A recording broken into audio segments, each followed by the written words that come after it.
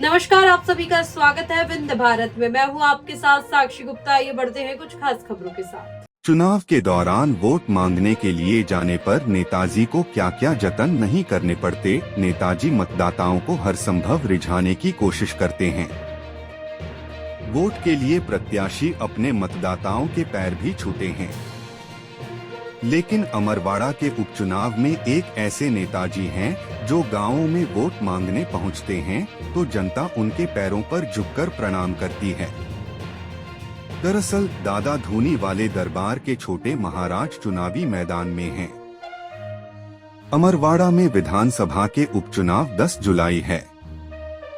ऐसे में कांग्रेस के प्रत्याशी धीरन शाह ऐसे नेता हैं, जब वे गांव में वोट मांगने पहुंचते हैं तो लोग उनके पैर छूने के लिए लाइन लगा लेते हैं। दरअसल धीरन शाह इनवाती आंचल कुंड दादा धूनी वाले दरबार के मुख्य पुजारी सुखराम दास बाबा के बेटे हैं, जिनकी छोटे महाराज के नाम से भी पहचान है। इस दरबार की पूरे इलाके में काफी आस्था है। इसी के चलते लोग छोटे महाराज के पैर छूने के लिए लाइन लगा लेते हैं। बता दें कि करीब 200 साल पहले आंचलकुंड धाम में खंडवा के दादाजी धूनी वाले केशवानंद जी महाराज और हरिहर महाराज ने आकर अपने भक्त कंगाल दास बाबा को दर्शन दिए थे और धूनी रमाई थी। वह धूनी आज भी लगातार जल रही है।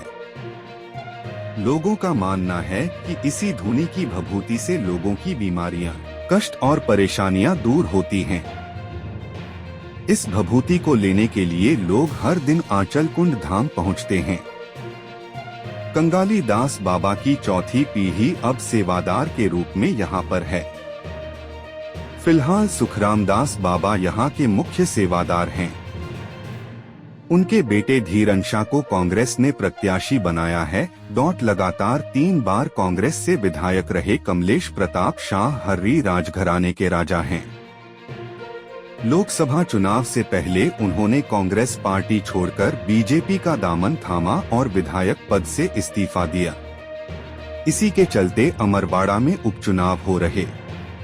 राजघराने को टक्कर देने के लिए कांग्रेस ने अमरवाड़ा विधानसभा सीट पर आदिवासियों की आस्था का केंद्र आंचलकुंड दादा धूनी वाले दरबार के छोटे महाराज को मैदान में उतारा।